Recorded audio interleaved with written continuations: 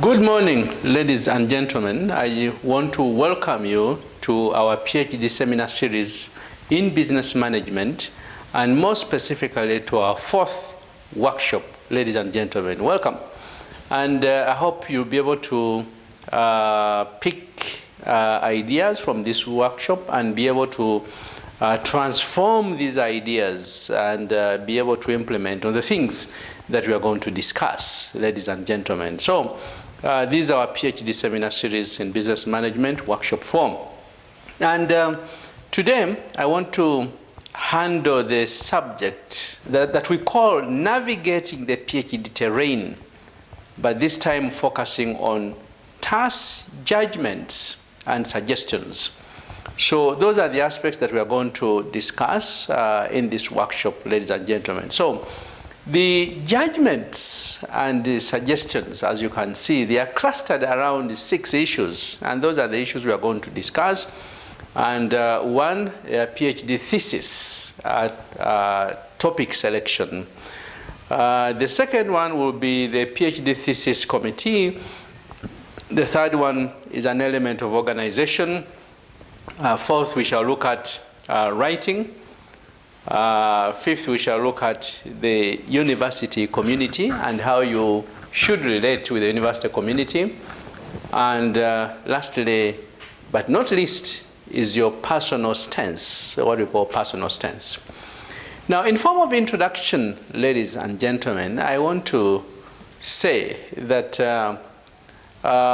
when current and former doctoral students discuss their experiences and especially expectations and experiences on the doctoral committee, not doctoral committee, but doctoral programs, they usually offer useful suggestions and perceptions on the PhD thesis process.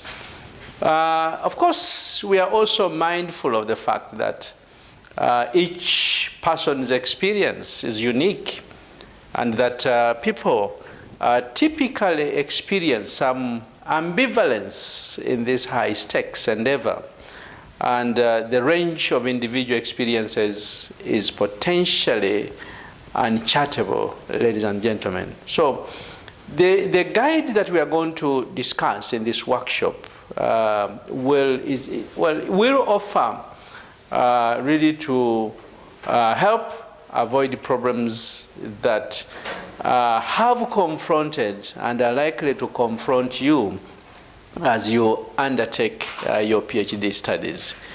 So the suggestions that I'm going to give you are clustered around those 6 areas that I gave you: the PhD topic selection, the thesis committee, organization, writing, university community, and the personal stance. Now, of course, you will find some reassuring and some probably daunting, but all the same, we need to really work very, very, very hard. Now, while some may not really make any sense at this moment as you progress, you will probably identify with a range of perspectives represented. And that's why we are going to discuss these 6 elements and these important aspects, ladies and gentlemen. And certainly number 1, as I said, is the PhD thesis topic selection. So let's really go through this and try to understand what is required. And I want to advise at this stage that start searching for your PhD thesis topic with your first course. I know that some of you have actually advanced to higher levels, but my advice always is, at the time when you enroll on the PhD program, then you start really thinking about the topic that you are going to study. After all, you would have been exposed to the number of courses, especially on the PhD taught program. You will cover a number of courses. So during your course assignments, you focus on your topic. Find anyone in the department who is willing to work with you on the subject you want to research. Ask for help. you will find one professor researching in the same area or probably in a related field or discipline.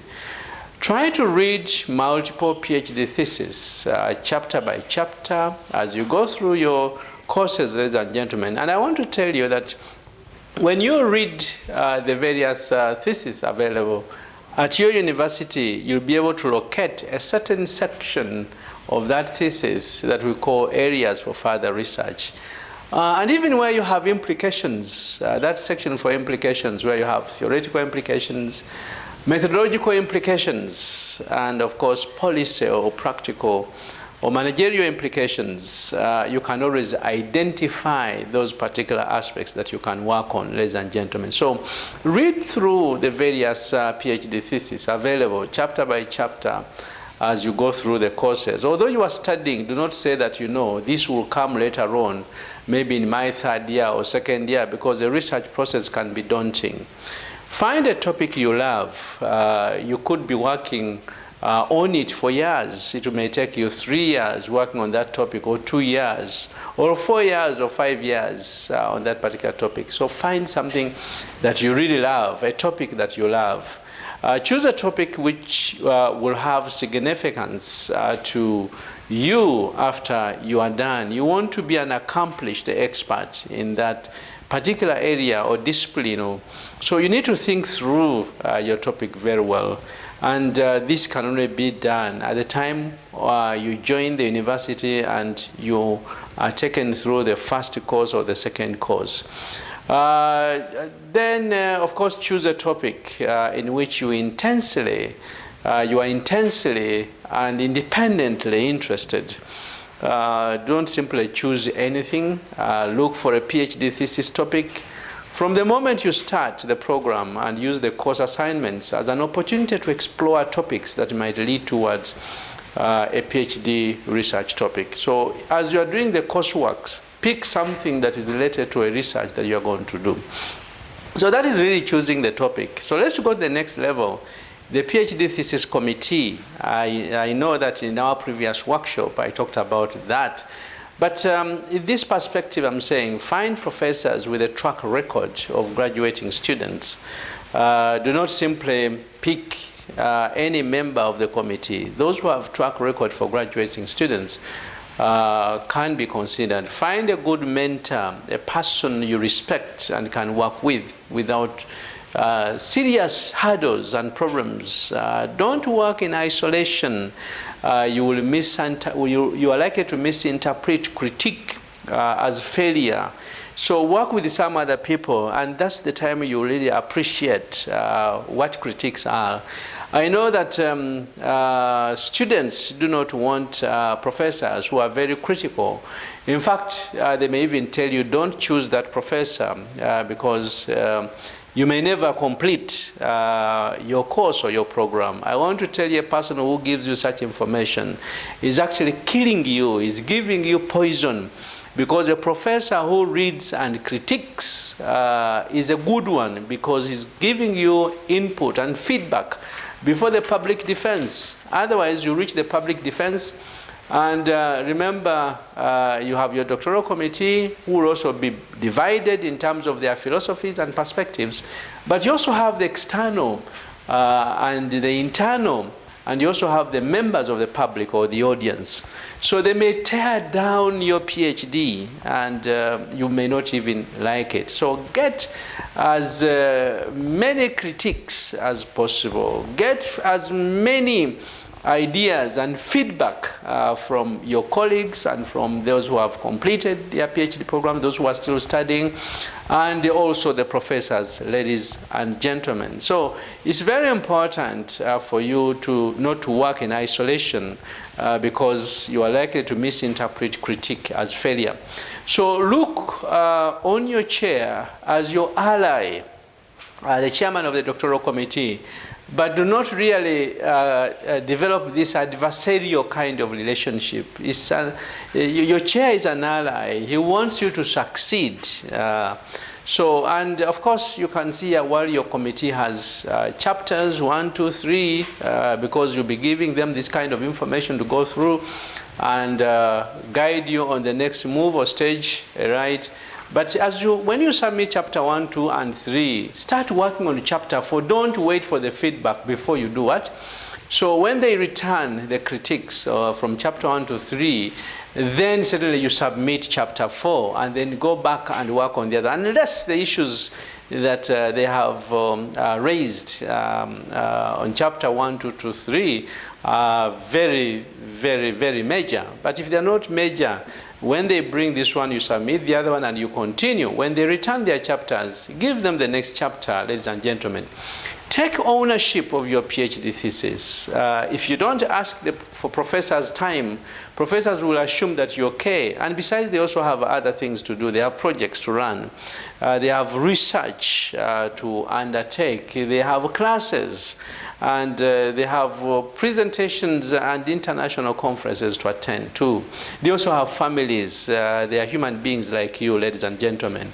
So take ownership of your PhD thesis. If you don't ask for professors' time, professors will assume that you are okay. So please try to ask them for time. Choose a supervisor who is actively involved in research. This will help you to acquire the practical knowledge and the skills you need to do your PhD thesis. And of course, in the future, you'll be able to pick certain things from this kind of supervision that will help you navigate through the future, which is very, very, very uncertain, ladies and gentlemen. And if you really want to be unique, then it's important that you take up this aspect. Ask questions if you do not understand. If you think you understand, state your understanding to assure yourself that you really do. Otherwise, your understanding may be totally different from the comments that your doctoral committee members have given you.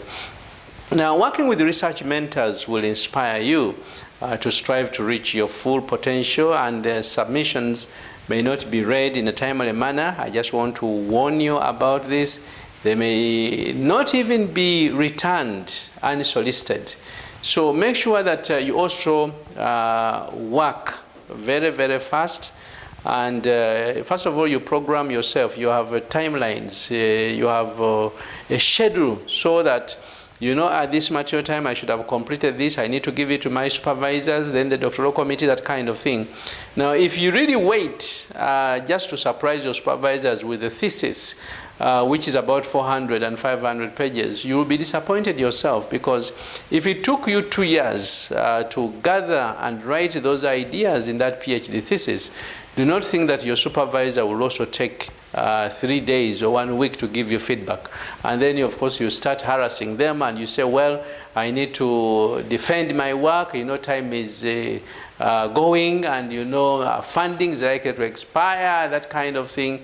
Ladies and gentlemen, you need to be human in this process. The supervisor is not a machine. A supervisor is not a robot. And a supervisor needs time. And that's why submissions may not be read in a timely manner. Do not get annoyed. They may not even be returned unsolicited, but keep on asking your supervisors to give you that information. You may have to make repeated appointments to actually meet with your supervisor. And your supervisors may not want to read anything until all the chapters are finished. There are those who want to read chapter by chapter. There are those who simply want to listen to your views. So when you go to his office for a meeting, you simply discuss issues and you go away. So this is really, these are some of the things that you need to think about. The role of the mentor, of course, is very important as well in this process, because you'll be able to grow intellectually through independent study. And of course, universities, even graduate schools, don't nurture this element. So your major PhD supervisor is actually your mentor. And of course, it's very important that you work with him and make sure that you don't allow that supervisor to abandon you along the way. Because if you're abandoned by your main supervisor, you may have to start from scratch. And of course, in this case, the tenacity and the support and the risk-taking of some supervisors is amazing. And some supervisors may talk they may talk nicely about your work, while others may even say bad things about you and tell other students and other colleagues. Try to outgrow this and get beyond that and move on. Find people you trust and enjoy working with. Choose your doctoral program and supervisor carefully. There will be the difference between finishing and not finishing. Find professors who are interested in helping you succeed, ladies and gentlemen. So let's move to the third level, and that is organization. This element is very important in your PhD trajectory, because if you are not organized, you have a problem. You will need to be a real researcher, and you start early, ladies and gentlemen. Join the appropriate professional organizations. Get and read journal articles, right? You should be on top of the debates, the current debates in the discipline where you want to publish or to add knowledge. Develop researching skills, ladies and gentlemen. And of course, all this is important. But besides, after you've done this and you start the process, everything important in the research process and doctoral program should go into a file or notebook immediately, because you are likely to forget. And make sure all references are complete so that none have to be looked up later. Force yourself to write every day, tired or not.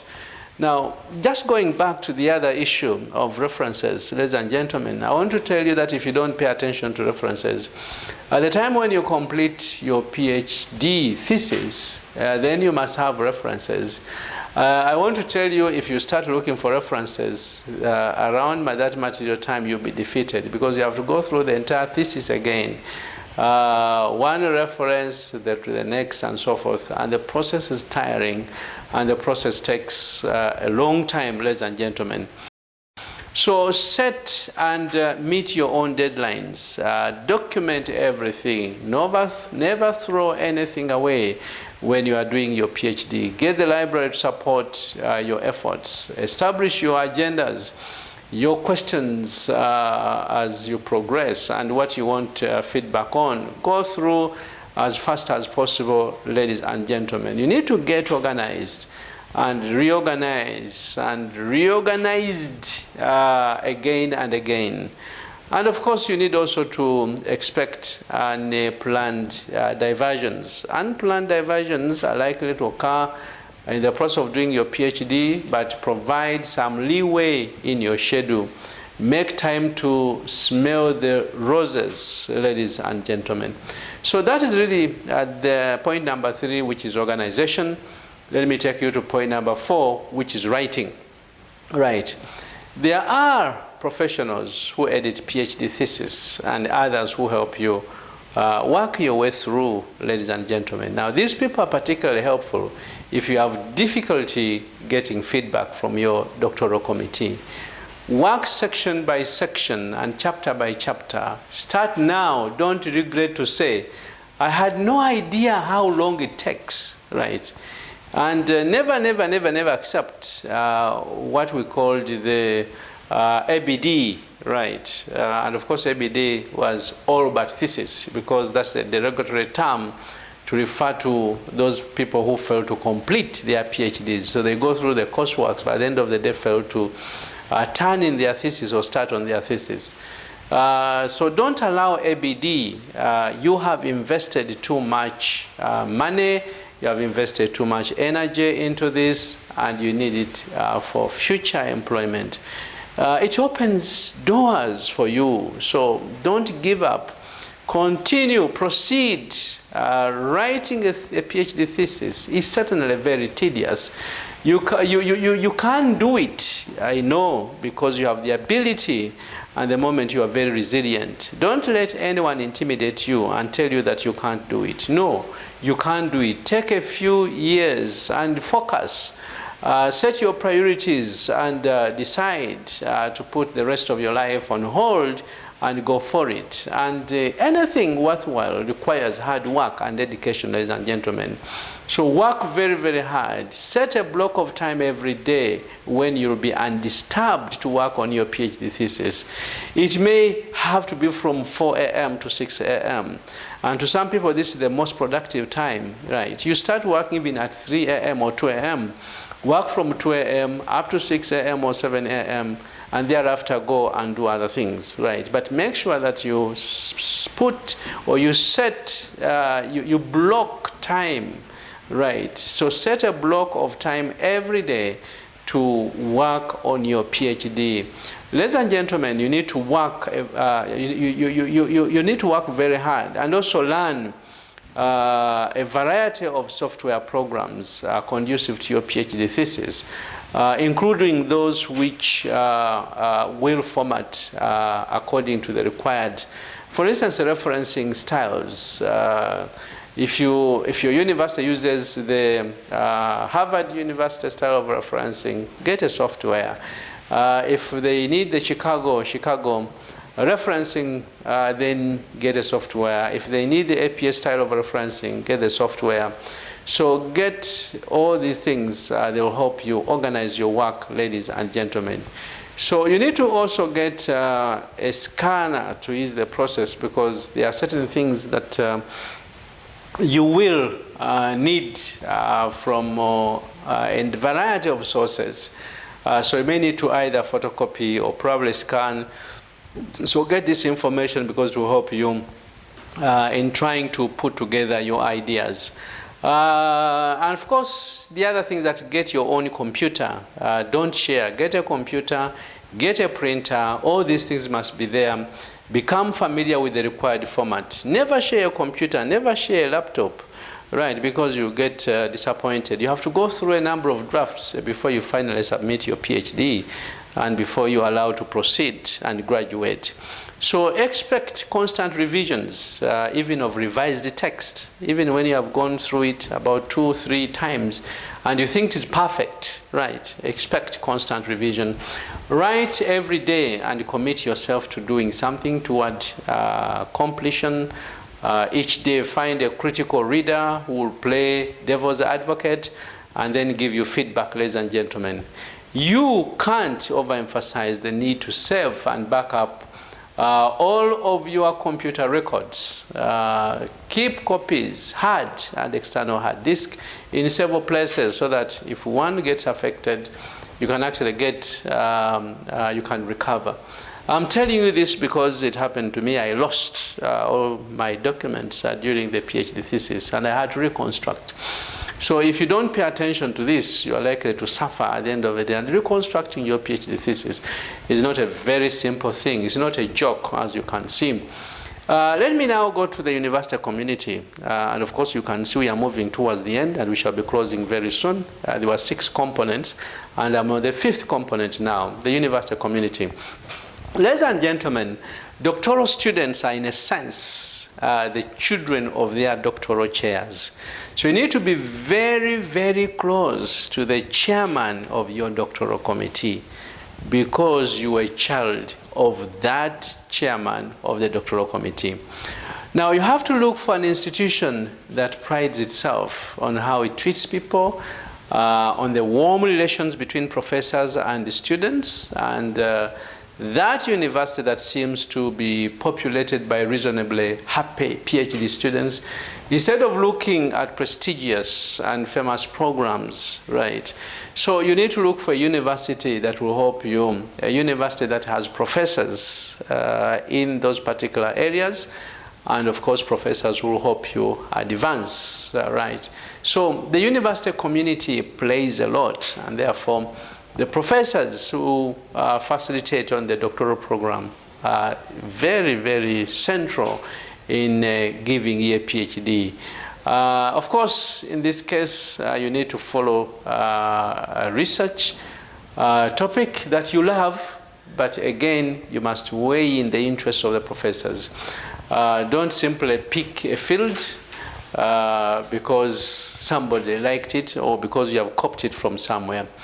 Of course, the irony of all this is that If you have a good institution, if you are studying from a good institution and you've got very good professors, then you'll be able to progress through. The professors at the university should be at your side when your family and friends aren't, ladies and gentlemen.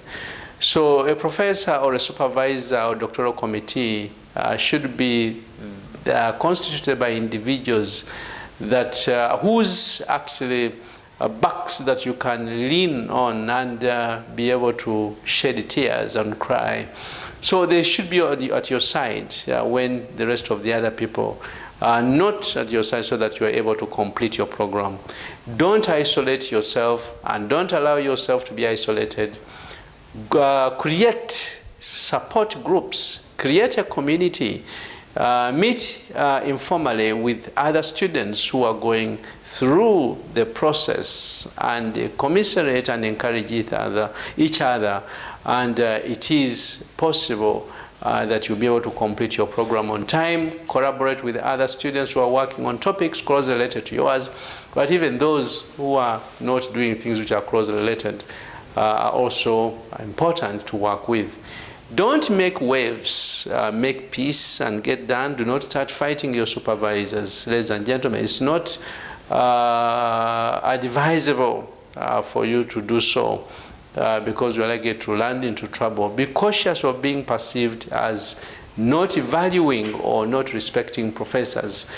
Students get sucked into university politics unwittingly and perhaps even unintentionally. But I would advise you to be very, very neutral because what goes around comes around, ladies and gentlemen. So the moment you utter a word in one way or the other, one professor may hear it and it will go to another professor, and you'll be isolated as a student. So make sure that you are not really sucked up into the university politics or department or faculty politics. And of course, that is very important, because I have seen students who presented proposals and were often brought to tears in the process. But they presented proposals successfully, they went through. But within the process, things went wrong because they started bad-mouthing their professors.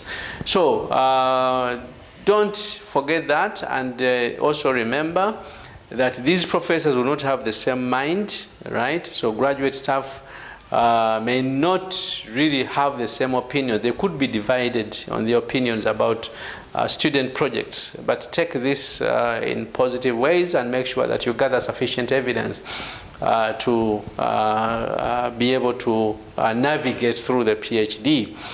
Be realistic. The academic world has as many bad apples as the rest of the world. There are many with altruistic values, but most are trying to survive themselves and thus not overly concerned with others' survival or growth. There are even a few seekers who seem out to destroy students' self-esteem. So you need to be very careful as you navigate through the process so that you don't land into bad hands.